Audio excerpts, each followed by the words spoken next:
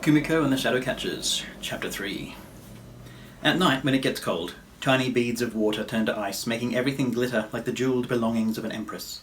Even the tiles of our roof sparkle as I climb onto them from my bedroom window in my warmest Hanton coat. Tomoto is waiting for me, his spines shining in the moonlight from his tail to his back, like steps. Once I'm sitting safely between his shoulders, he throws his black wings open to the air of the night and leaps into the sky.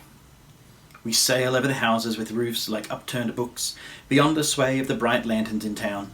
Up here, the roads and the rivers are just furrows raked into a large Zen garden, and amongst them, from the mountains and forests, sit like great mossy rocks. We cut through the sky and past the moon like black lightning, shadows flashing across the clouds. We fly until the last pinpricks of light fall far behind us, and the air grows cold and damp. It is here that Tomoto starts to slow. He sinks closer toward a great seething black below until I can see the ruffling tops of waves and feel salt spray on my fingers. As we approach, the water starts to flatten out to a wide, glassy circle, and Tomoto lands on it like it's a hard, polished floor. Around the edges, the waves continue to crash and spit as we sit and wait for the Council of Ancients to arrive. One by one, they appear. They come across the water and down from distant clouds. Some of them are familiar, the ones I know who live in the sky, and the long black dragon from the depths of Mount Fuji. But there are others I've never seen, like the dragon from the forest, with legs like the broad, mossy trunks of trees and plants sprouting between his scales. Another arrives like a comet of dim blue flames from the farthest layer of the sky. Ice tinkles from her wings as she lands upon the water like a newly fallen star. I'm sure if Hatsuo saw her, he would be sorry he had described the dragons as ugly. Last to arrive are 3 dragons who raise their stony heads from the ocean floor. Their snouts drip with long seaweed, and their scales are crusted with shells and bristling urchins. I never knew dragons lived in places such as this. Tomoto keeps the water still across our meeting circle, and I dig my hands under his scales to keep them warm. There are no welcomes amongst the ancients. They have known each other for longer than I can count. It's me they are interested in. They sniff at me as though I were a little flower growing in a rock. So, this is Kumiko, one dragon growls. The girl who called this meeting. She is very small, isn't she? Says another, and very human. Nevertheless, says a third one, she is a descendant of our king and a keeper of the great magic. We must serve and honour her. The dragons bow a silent welcome. Thank you, I say, trying to make myself look tall and brave amongst these giants. Tomoto tells me that, as the wisest of all dragons, you were the ones to ask for help. I'm here to seek your advice about the Shadowcatchers. I look around the faces, stiff and unmoving like stone carvings. I've come to find out how to get rid of them.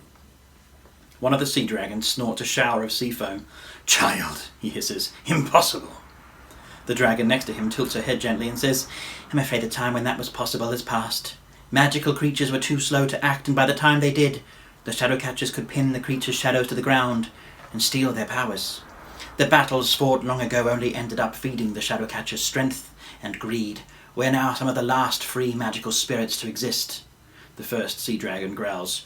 We cannot afford a battle, Kumiko. That is something you will have to accept. There was once a time when I would never have dared disagree with a dragon, but that was before I knew that there were bigger things to be afraid of. I take a big breath and say, I will not. The dragon's eyes bulge. Excuse me? He sputters. I won't accept it, I say. The Shadowcatchers are now too strong for you to hide from. They know that there is a family who carries the power of dragon life. Once they find it, they won't need to take your powers one by one. They will hold the key to the power of all dragons. It's my family that they're looking for, and I know that you think you can keep us safe from the Shadowcatchers, but Arasu was almost taken by them once, and today I saw one pass me on the street. I think it's only a matter of time before we are discovered. The dragon from Mount Fuji blows a furious puff of volcanic smoke. Then perhaps you should move your family somewhere they will never find you, somewhere humans cannot go.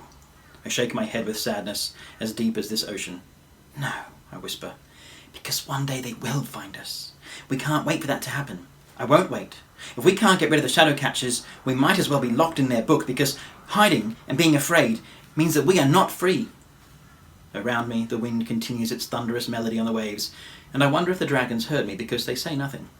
A blue glow begins to spread across the water, and when I follow it, I see that the dragon from high above the earth is crying tears of blue flames into the sea. "We are the council of ancients," she whispers. "We have learnt the ways of the world and the wisdom of time. But this child sees something simpler. She sees the truth. If we don't try to win this fight, then we are bound to lose it." One by one, the dragon's stiff faces change. Their eyes shine in the moonlight as though they have woken from a strange, half-remembered dream. The forest dragon croaks like the heavy boughs of a tree. "If we choose to act, then we cannot fight them with power or force, as we have tried before. We will have to think the way that they do, and look at the source of their power." As he says this, something bursts with brilliance inside me. "Of course," I gasp. "The source of their power is the Book of Shadows. That's what we have to do. We have to destroy their book." I laugh with excitement and hope at the genius of the idea, but the forest dragon turns to me. "No, Kumiko, not we," he says, eyes knotted deep with thought and worry. "It is you who must destroy the book.